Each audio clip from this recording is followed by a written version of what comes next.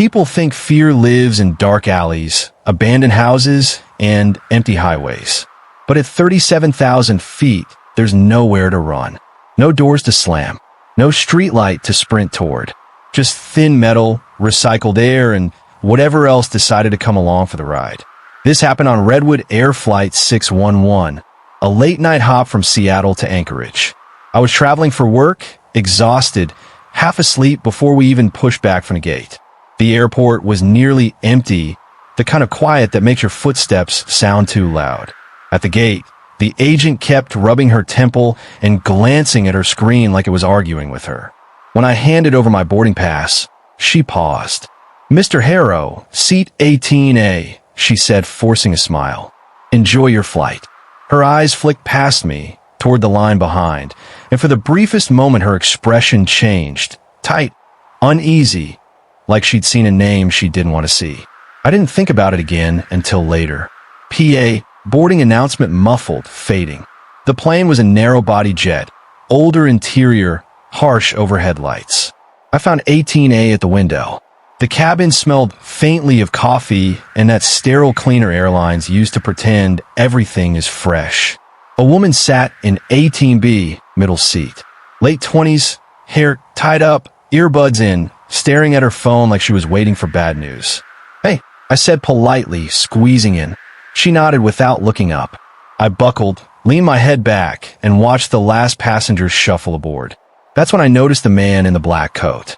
Long coat, too heavy for the season. No carry-on. No backpack. Just him, walking slowly, eyes forward, face blank. He stopped near the front, leaned toward a flight attendant, and spoke quietly.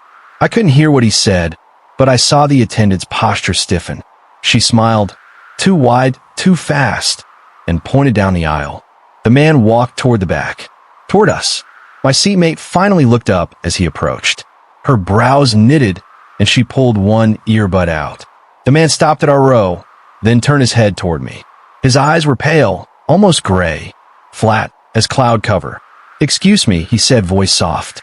"You're in my seat." I blinked, genuinely confused. "No, I'm 18A.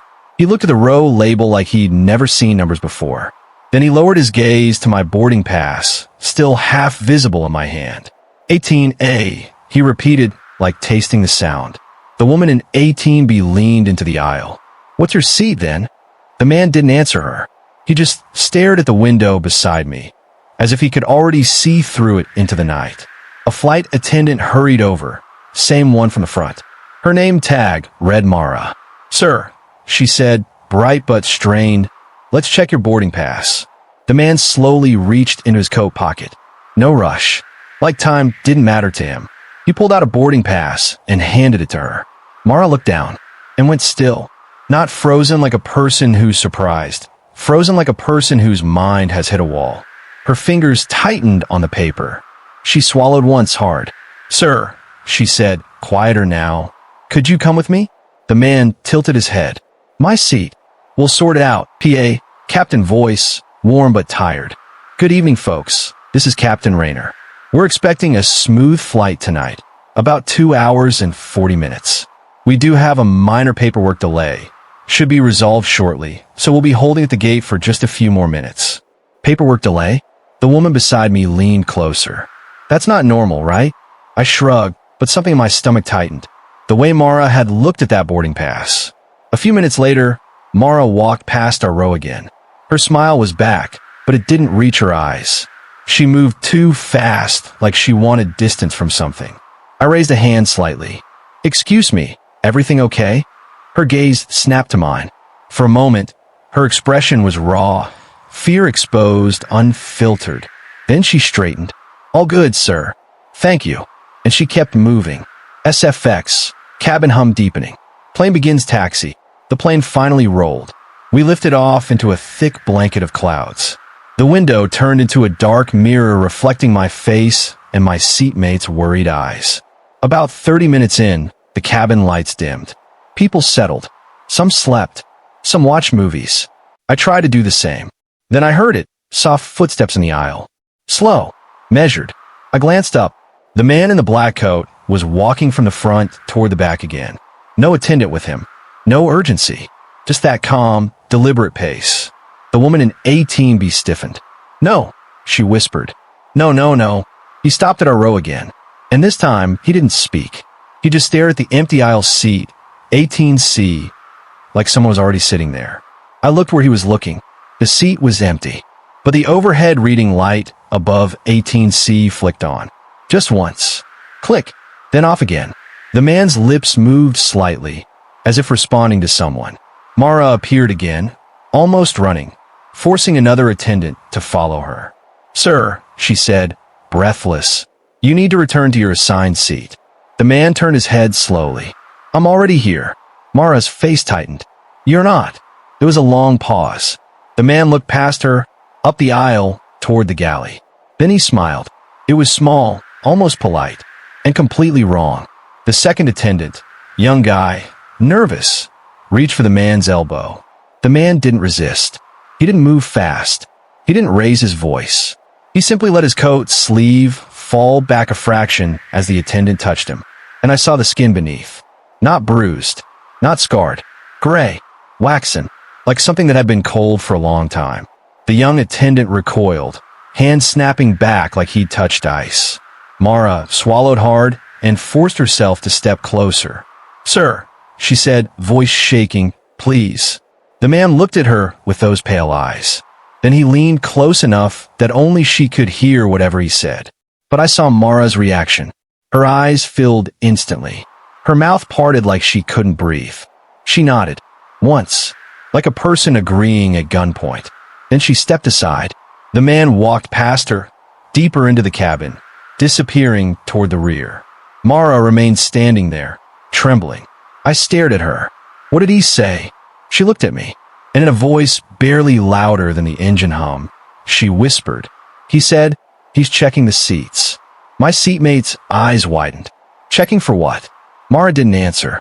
She just looked down the aisle, toward the back, as if she could see something none of us could. Then she whispered again, almost to herself, because on the last flight, it didn't all make it. SFX.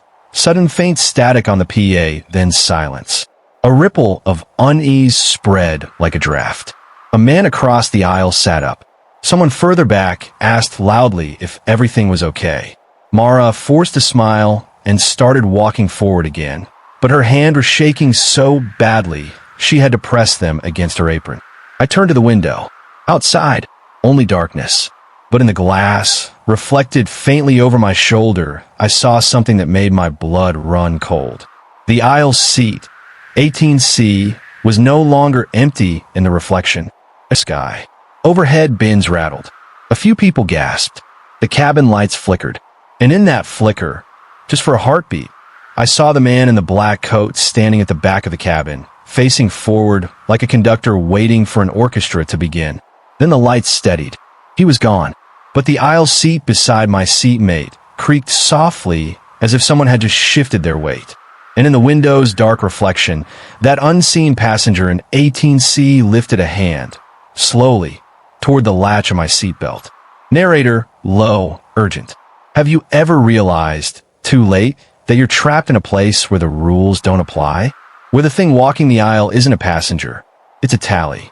Because at 37,000 feet, when something decides your seat is the one it needs, there is nowhere to go. They say the safest place to be is in the air. That's what I told myself when I boarded Flight 702, a red-eye crossing the ocean at midnight. Too late for courage, too early for daylight. The terminal had been bright and busy, but the moment I stepped into the jet bridge, it felt like walking into a throat, the air turning stale and cold. My boarding pass read 13E. I paused. Some airlines skip row 13 entirely, but this one hadn't.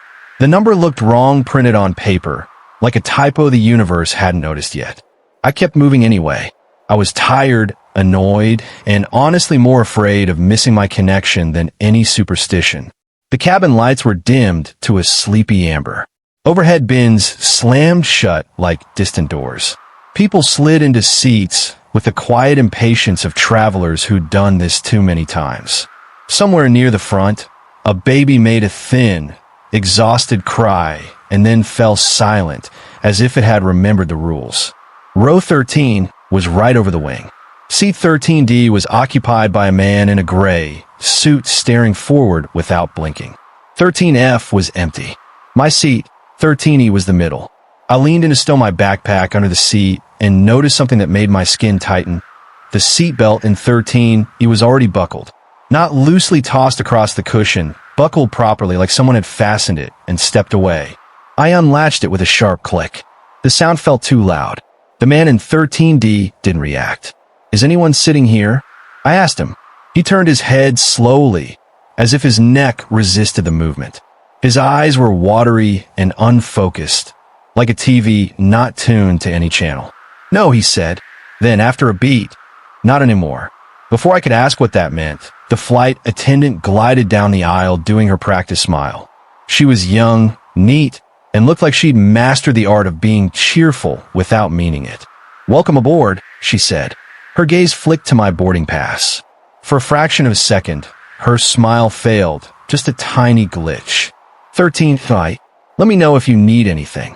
I watched her walk away, and the cold feeling returned, crawling up under my ribs. The door sealed. The safety demonstration played. People ignored it with the devotion of a ritual. The man in 13D watched the screen without blinking, lips slightly parted as if he might speak along with the instructions. We taxied. The plane shuddered forward, and the overhead lights dipped lower. Outside the window was only the wet shine of the runway, stretching away like a black tongue. As we took off, the engines rose into a deep roar. My stomach floated. The wing angled upward and then leveled. City lights fell away beneath us like scattered beads. And then, darkness. I tried to settle in. Headphones. Music. Anything normal. Then the seatbelt sign chimed. And in the quiet after, I heard it, a soft, steady tap, tap, tap, coming from underneath my seat. At first, I thought it was something loose in my bag. I reached down, felt around, nothing. Tap, tap, tap. Not random. Not mechanical. Too patient. Like fingernails. I froze, hand still near the floor. The man in 13D turned his head, steady artificial wind. People shifted, coughed, whispered. The attendants rolled a cart and murmured apologies for waking anyone. Then the overhead light above my row flicked on. Just once. Bright white. Then off. Then on again. I looked up. Across the aisle, other passengers didn't react. They were asleep, heads tilted, mouths open in slack surrender. One woman had her eyes open, but they were glassy, fixed on nothing. The man in 13D spoke without turning. "Don't press your call button," he said. I stared at him. "Why?" "Because they'll answer," he murmured, "but not the way you want." My throat went dry. I glanced toward the galley. A flight attendant stood half-hidden behind the curtain, watching down the aisle. When I met her eyes, she stepped back, as if she'd been caught doing something private. I tried to focus on normal details. The seat back in front of me, the safety card, the air vent's faint breath. My eyes fell to the seat pocket. There was a magazine, folded wrong. Not neatly stacked like the others. It looked shoved in. I pulled it out. It wasn't a magazine. It was a safety card, but old, faded print, corners frayed. The airline logo was slightly different. The paper smelled like mildew. On the back, in small letters near the bottom, someone had written a name in pen. Mara Ellis, 13E. A chill rolled up my spine. I turned it over and stared at the illustrations. The evacuation diagrams were wrong. The exits were marked in different places, and in one corner there was an extra symbol, a black square where no door should be. Under it, printed in tiny text, were words that didn't belong on any safety card. "Do not sleep until you land." My pulse thumped hard.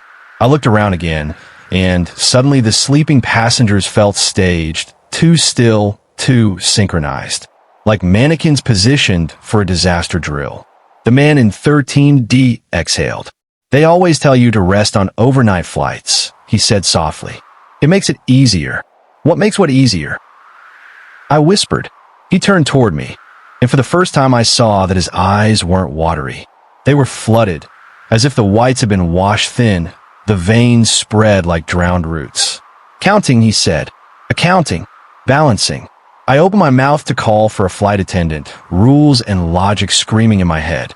But the curtain near the galley twitched, and I remembered what he said. Don't press your call button. The tapping started again beneath my seat. Tap, tap, tap. Slower now. More deliberate. I pressed my feet flat on the floor, not wanting to touch anything. My hands gripped the armrests so hard my fingers hurt. Stop it, I muttered, though I didn't know who I was talking to. The tapping paused. Then something dragged across the carpet under my seat. Not the scrape of luggage wheels. Something softer, like fabric over rough floor. It moved from the back of my feet toward the front, like a body being pulled by its ankles. I jerked my legs up on his seat. The man in 13D finally blinked. She's close, he said almost kindly. My heart hammered. Who is she? He nodded toward the window, toward the black outside. The one who never got to leave. A tiny click sounded near my hip. I looked down. The seatbelt in 13E had buckled itself. The metal tongue had slid into the clasp and latched with calm precision, like an invisible hand had done it. The belt tightened slightly, not enough to restrain me, but enough to promise it could. I fumbled, fingers shaking, and unbuckled it again. Behind me, someone breathed, but the seat behind me was empty. I twisted in place and saw nothing. Just the dim aisle, the sleeping passengers, the soft glow of exit signs. Still, the sense of breath persisted, cool against the back of my neck, as if someone hovered inches away. The overhead speaker crackled. A voice came through, distorted, not quite the pilot's smooth cadence. Ladies and gentlemen, it said, we will be making a brief, unexpected descent. The cabin lights flickered. Outside, where there should have been nothing but night, a faint shape appeared, like a reflection on the glass. At first I thought it was my own. She stood perfectly upright, skirt fluttering in the slipstream, hair pinned neatly, hands folded in front of her like she was waiting to be introduced. She turned her head and looked at my row, and smiled. The man in 13D gripped the armrest at last. His voice dropped to a whisper. Don't sleep, he said again, urgent now. If you sleep, you switch places. That's how it works. The plane shuddered harder, like it hit rough air. Oxygen masks did not drop. No alarms. Just that unnatural voice over the speaker, humming between words. My eyelids felt heavy all at once, as if the cabin air had thickened into something drugged. Around me, sleeping passengers sank deeper, heads lolling in identical angles. Even the baby was silent, too silent. I bit the inside of my cheek until I tasted blood. Stay awake.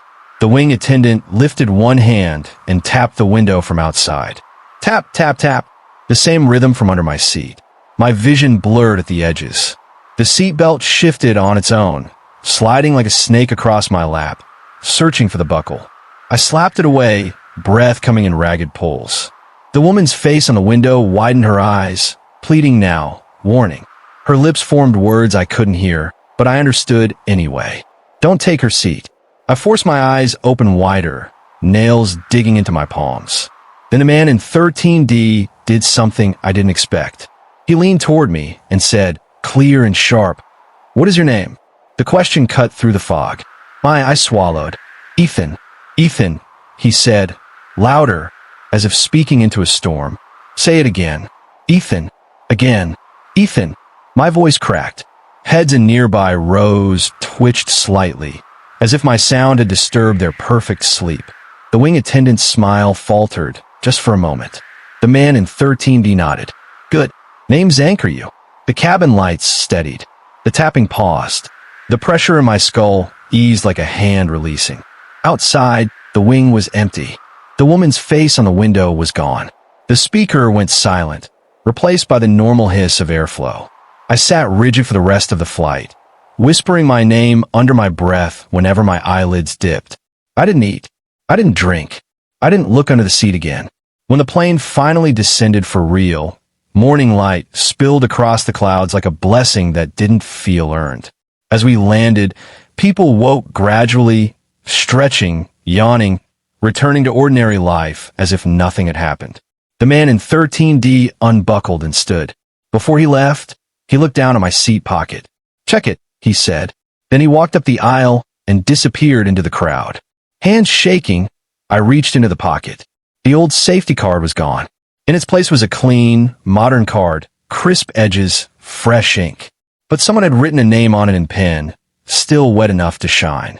Ethan, 13E. And below it, in smaller letters. Not anymore. Behind me, the seatbelt clicked, buckling itself. Again.